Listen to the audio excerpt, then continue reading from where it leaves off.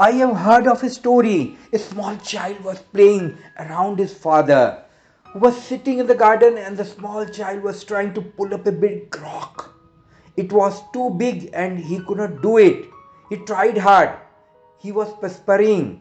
The father said, "You are not using all your energies." The child said, "Wrong. I am using all my energy and I don't see what more I can do." The father said, "You have not asked me to help. That too is your energy. I am sitting here and you have not asked me to help. You are not using all your energy." A man who lives through techniques may think he is using all his energies, but he has not asked for existence help. In this fast moving world, all we know is the law of gravitation, but we have immensely forgotten there is another law, and that is a law of grace. Warm welcome to Weekly Mystic Podcast on our YouTube channel, Mystic World Life Solutions with me. I am Sakshi Narendra. The law of grace and the law of gravitation are two fundamental principles that govern different aspects of our lives.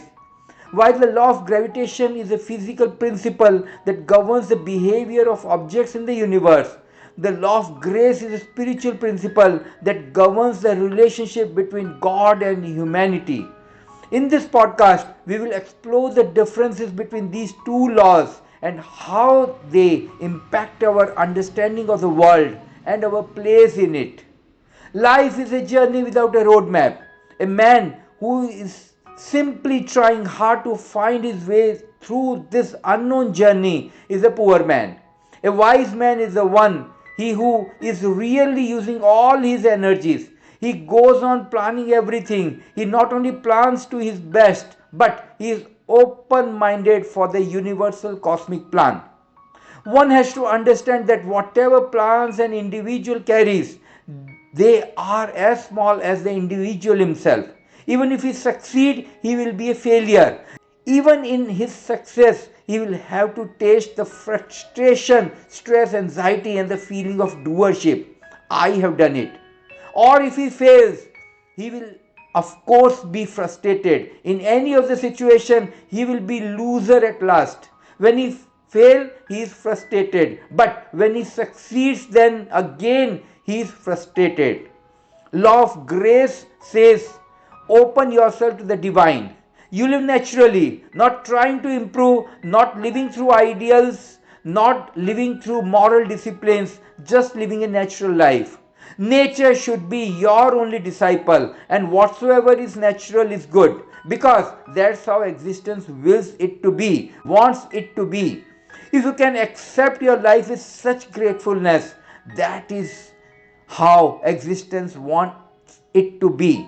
Whenever there is a situation where you can leave yourself defenseless and you can drop your strategies and your armors, suddenly you are in contact with your being. You have moved from the dimension of having to the dimension of being. Whenever it happens, there is happiness, there is joy, there is rejoicing. Even if it is only for a split second, suddenly the doors of heaven are open. But again and again, you lose it because you are not aware. It happens only accidentally.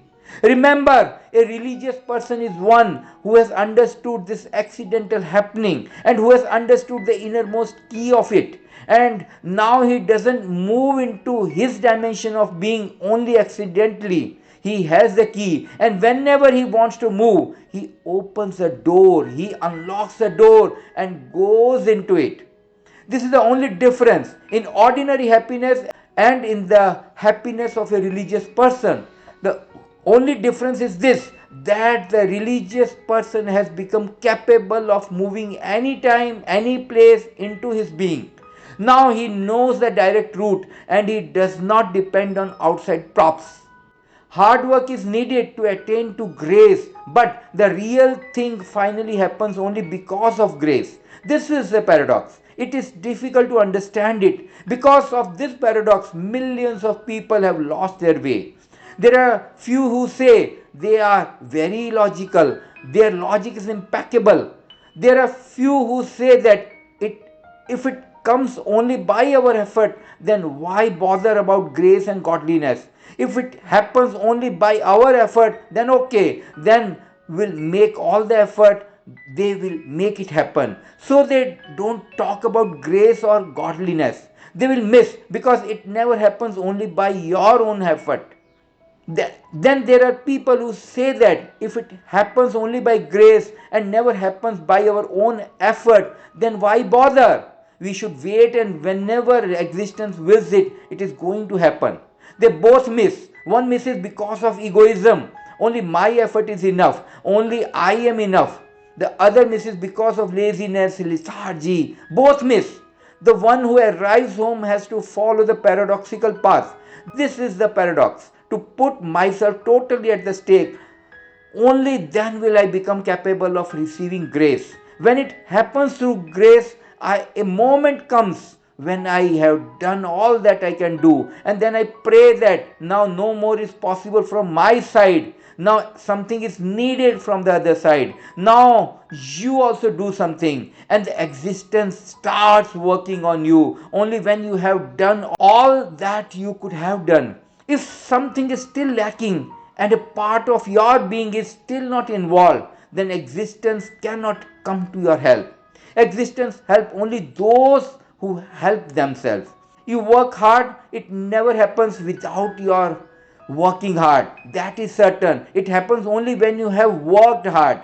But that only creates a situation for it to happen. It is not like cause and effect. And it is not that you heat water to 100 degrees and then it has to evaporate. It is not like that. It is not a natural law. It has nothing to do with the world of gravitation. It is a second law, a totally different law, the law of grace. You work hard, you come to 100 degrees, then you wait there, throbbing, expectant, alive, happy, celebrating, singing, dancing.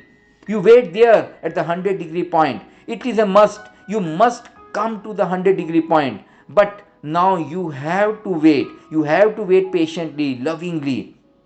When the right moment comes, when your work is complete and your waiting is also complete, then the grace descends.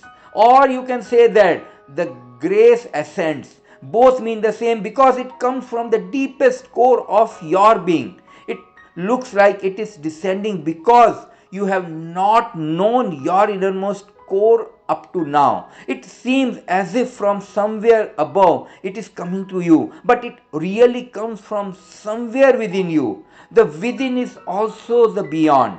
The greatest challenge is how to drop the mind, because only when the mind ceases, the godliness can be.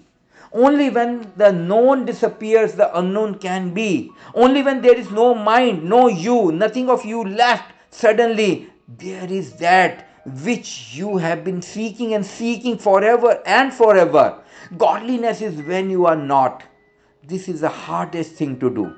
It is easier to have knowledge, very cheap, cost nothing. It is very difficult, arduous to attain to knowing.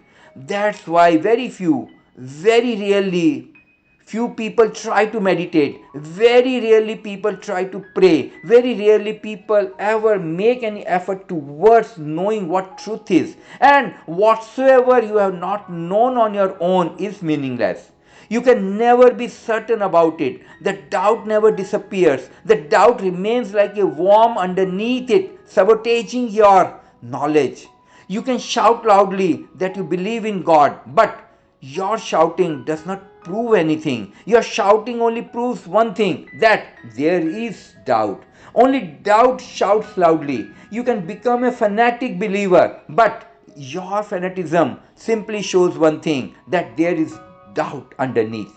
Blessed are the ones who are open to law of grace, because they have come to realize that without this law, his efforts are incomplete. And if he associates himself with this law, he is bound to experience miracles in life.